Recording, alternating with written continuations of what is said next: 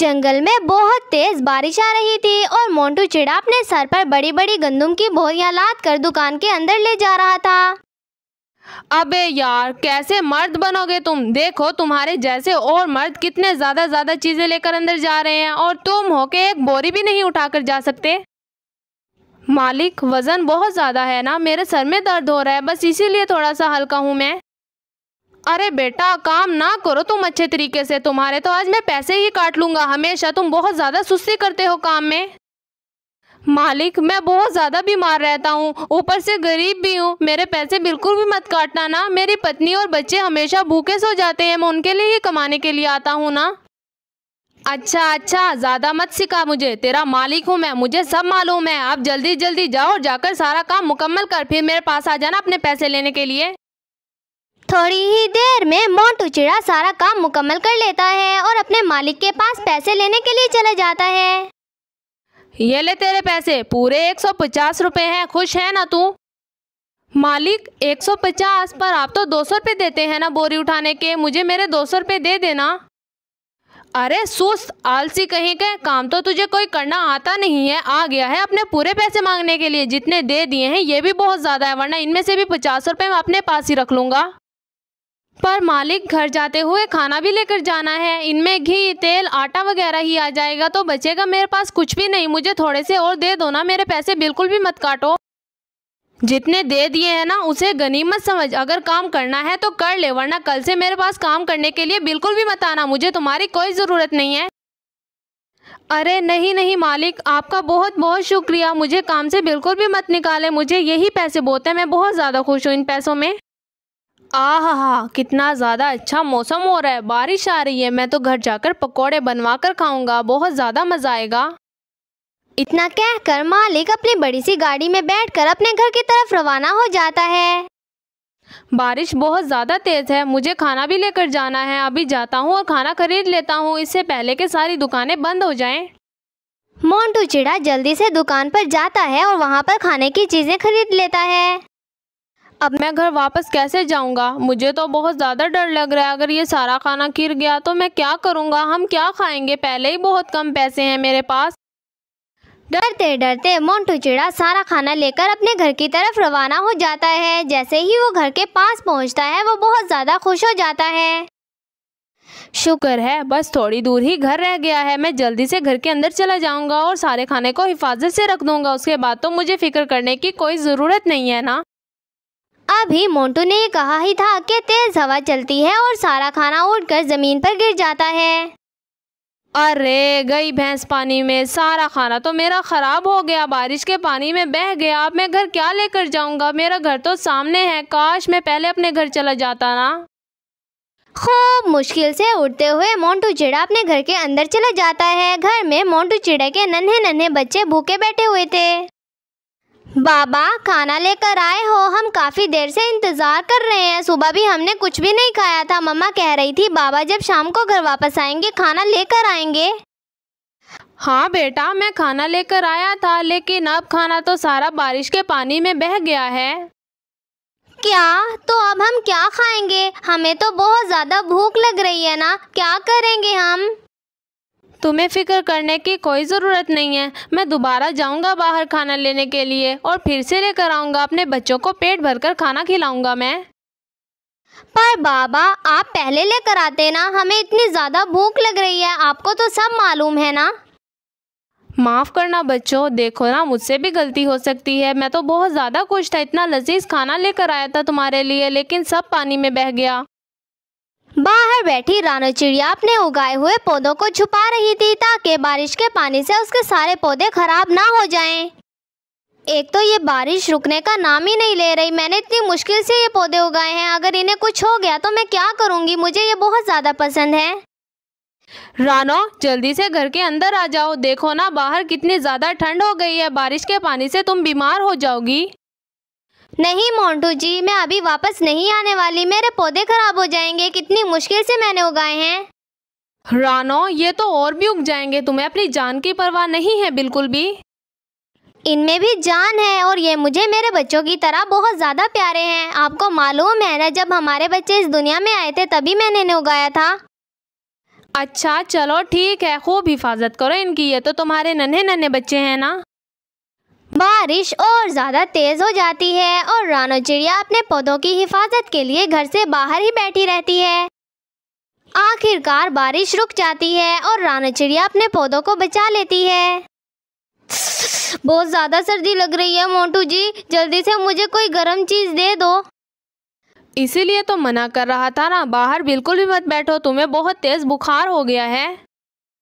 हाँ आप बिल्कुल ठीक कहते थे, लेकिन मैं तो अपने पौधों से प्यार करती हूँ ना। अब तो देखो वो कितने ज़्यादा खुश हैं, कितने ज़्यादा प्यारे लग रहे हैं। ठीक है रानो, बच्चों को खाना बना कर दो। देखो मैं कुछ सामान लेकर आया हूँ, ये बेचारे बहुत ज़्यादा भूखे हैं, इन्हें बहुत तेज़ भूख लग रही है।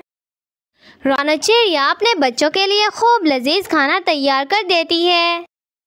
शुक्र है खाना बनाते बनाते मेरी तो सेहत भी ठीक हो गई है। पहले तो मुझे ठंड लगी थी, अब तो गर्मी की वजह से मैं बिल्कुल ठीक हो गई हूँ। वो दिन तो जैसे कैसे करके मोंटू चिड़ा और रानो चिड़िया काट लेते हैं। अगले दिन मोंटू चिड़ा अपने काम पर चला जाता है और रानो चिड़िया अपने बच्चों के साथ घर में अकेली रह जाती है। मम्मा बाबा इतना ज़्यादा काम करते हैं, लेकिन उन्हें इतने ज़्यादा पैसे नहीं मिलते, वो हमारी कोई भी ख्वाहिश पूरा नहीं कर सकते हैं ना। हाँ बेटा, तुम्हारे बाबा बहुत ज़्यादा मेहनती हैं, लेकिन उनकी मेहनत की कोई कदर नहीं करता। वो इतनी ज़्यादा भारी भारी चीज़ें उठाकर अपने सर पर एक जगह से दूसरी जगह लेकर जाते हैं। मम्मा जब हम बड़े हो जाएंगे ना, तो आपको फिक्र करने की कोई ज़रूरत नहीं है। हम आपकी खूब ज़्यादा मदद किया करेंगे, इतना ज़्यादा पैसा कमाएंगे, आपको ला कर देंगे, फिर आप अपनी तमाम ख्वाहिशात को पूरा करना ना। अच्छा ठीक है, मेरे बच्चों की सोच बहुत ज़्यादा अच्छी है, अपने माँ बाप का ख्याल करते हैं। अभी रानो चिड़िया बातें कर ही रही थी कि थोड़ी ही देर में घर का मालिक रानो चिड़िया के पास आ जाता है। हाँ भाई रानो, कब घर से बाहर निकलने वाली हो ये तो बता दो ना। इतने महीने हो गए तुमने 1 रुपया भी नहीं दिया मुझे, और घर किराए पर लिया हुआ है। मालिक बस कुछ दिन रुक जाएं, जब मोंटू जी के पास पैसे आ जाएंगे तो हम आपके घर का किराया अदा कर देंगे ना। रानो मैं इंतजार बिल्कुल भी नहीं कर सकता, तुम अभी और इसी वक्त अपने बच्चों को लो और मेरे घर से बाहर चली जाओ। कहाँ जाऊंगी मैं, आपको तो मालूम है ना, बारिशों का मौसम है, हर तरफ बारिश ही बारिश हो रही है। अभी रुकी हुई है तो बाद में हो जाएगी। मैं कुछ नहीं जानता भाई, तुम यहाँ से जा रही हो और आज ही जा रही हो। अपना सारा सामान उठाओ और चली जाओ, वरना मैं सारा सामान उठाकर घर से बाहर फेंक दूंगा। मोंटू जी के आने तक का तो इंतजार कर लेना, वो तो बेचारे आ जाएं, फिर उन्हें भी मैं बता देती हूँ। मुझे और किराएदार मिल गए हैं, उन्होंने भी रहना होता है। अभी और इसी वक्त यहाँ से बाहर दफा हो जाओ। रानो चिड़िया अपने दोनों बच्चों को लेकर अपना सारा सामान पैक करके घर छोड़कर घर से बाहर आकर बैठ जाती है। मम्मा ये क्या हो गया, हम तो घर से ही बाहर निकल गए, क्या ये हमारा अपना घर नहीं था? नहीं बेटा, हमारे पास इतने पैसे नहीं हैं कि हम अपने घर में रह सकें। ये तो चील का घर था ना, उसने वापस ले लिया हमसे। अब हम कहाँ जाएंगे? रात को तो कितनी ज़्यादा सर्दी होती है, मुझे तो बहुत ज़्यादा ठंड भी लगती है। मम्मा तुम्हारी माँ है ना, मैं अपने बच्चों को कुछ भी नहीं होने दूंगी। अभी बस तुम्हारे बाबा को आ जाने दो, फिर उन्हें सारी बात बताते हैं। काफ़ी देर इंतज़ार करने के बाद जब शाम को मोंटू चिड़ा अपने घर वापस आता है तो देखता है रानो चिड़िया अपने दोनों बच्चों को लेकर घर से बाहर बैठी हुई है। क्या हुआ रानो, आज तो बाहर आकर क्यों बैठ गई, और ये सारा सामान ऐसा क्या हो गया है? मालिक मकान चील आया था और आकर कहता है कि सारे घर को छोड़कर यहाँ से दफा हो जाओ। फिर हम घर को छोड़कर बाहर आकर बैठ गए हैं ना। हाँ मैं तो भूल ही गया था कि घर का किराया भी देना है। कहाँ से दूंगा घर का किराया, मेरे पास तो इतने पैसे भी नहीं हैं। हम क्या करें, हम इतने ज़्यादा गरीब क्यों हैं? जंगल के सब परिंदों के पास अपना अपना घर है और हम ही थे बस जो किराए के घर में रहते थे। अब तो हमारा घर भी छूट गया है हमसे। रानो मुझे माफ़ करना, मैंने शादी करते वक्त तुमसे वादा किया था ना, तुम्हें किसी भी मुश्किल का सामना नहीं होने दूंगा। लेकिन अब देखो तमाम मुश्किलात तुम्हारे सर पर ही आकर पड़ गई हैं। नहीं मोंटू जी, हम दोनों एक दूसरे की खूब ज़्यादा मदद करेंगे, आपको फिक्र करने की कोई ज़रूरत नहीं है। मैं भी आपके साथ मिलकर काम किया करूँगी ना। थोड़ी ही देर में रात हो जाती है और रात को खूब ज़्यादा तेज़ ठंड हो जाती है, जिसकी वजह से रानो चिड़िया के दोनों बच्चे बीमार होना शुरू हो जाते हैं। मोंटू जी ठंड तो बहुत ज़्यादा बढ़ गई है और हमारे बच्चे बीमार हो जाएंगे, जल्दी से कुछ करें ना, किसी घर का इंतज़ाम कर ले। रानो, मैं तो खुद अपने बच्चों के लिए बहुत ज़्यादा परेशान हूँ। बस गरीबी ने मेरे हाथ बांध दिए हैं, मैं कुछ भी नहीं कर सकता, मुझे माफ़ करना। अचानक रानो चिड़िया को अपने उगाए हुए पौधों में से आवाज़ आती है। रानो, तुम फिक्र बिल्कुल भी मत करो, तुमने हमारी जान बचाई है तो बदले में हम तुम्हें एक खूबसूरत घर दे सकते हैं। अरे कौन हो तुम? मुझे नज़र क्यों नहीं आ रहे और तुम मेरी मदद क्यों करना चाहते हो? रानो, मैं तुम्हारा लगाया हुआ वही पौधा हूँ जिसकी तुमने आज जान बचाई है तेज बारिश से। तुम्हारा बहुत बहुत शुक्रिया, मैं तुम्हारी मदद करना चाहता हूँ। अरे क्या तुम सच में बोल सकते हो? वैसे तुम तो बहुत ज़्यादा छोटे हो, मेरी मदद कैसे करोगे? रानो, हम तुम्हें अपनी माँ मानते हैं, तुम तो बहुत ज़्यादा अच्छी हो, हमारा कितना अच्छा ख्याल रखती हो, तो हम तो तुम्हें ये तोहफा दे ही सकते हैं।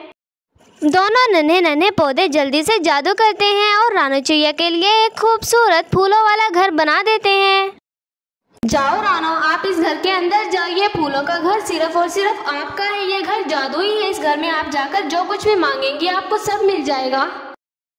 शुक्रिया तुम्हारा, तुम दोनों तो बहुत ज़्यादा अच्छे हो। मैंने कभी सोचा नहीं था कि मेरी नेकी इस तरह काम आ जाएगी। रानो चिड़िया अपने बच्चों और मोंटू चिड़िया के साथ फूलों वाले घर के अंदर चली जाती है। वाह, घर कितना ज़्यादा खूबसूरत है, मुझे तो बहुत ज़्यादा पसंद आया। मैंने कभी सोचा भी नहीं था मैं इतने ज़्यादा खूबसूरत घर में ज़िंदगी गुजारूंगी। हाँ रानो, अब तक जंगल में सबसे बुरा घर हमारा ही था, लेकिन अब तो हमारा घर बहुत ज़्यादा खूबसूरत है। जंगल के सब परिंदे देखेंगे तो बहुत ज़्यादा खुश हो जाएंगे ना। ए जादुई घर, हमें कुछ खाने के लिए दे दो, सुबह से भूखे हैं, बहुत तेज भूख लग रही है। रानो चिड़िया के ऐसा कहते ही जादुई घर रानो चिड़िया को बहुत ज़्यादा खाना दे देता है।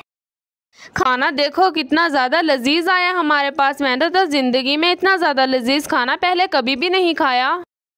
हाँ मोंटू जी, अब तो हम अपने बच्चों की तमाम ख्वाहिशात को पूरा भी कर सकेंगे।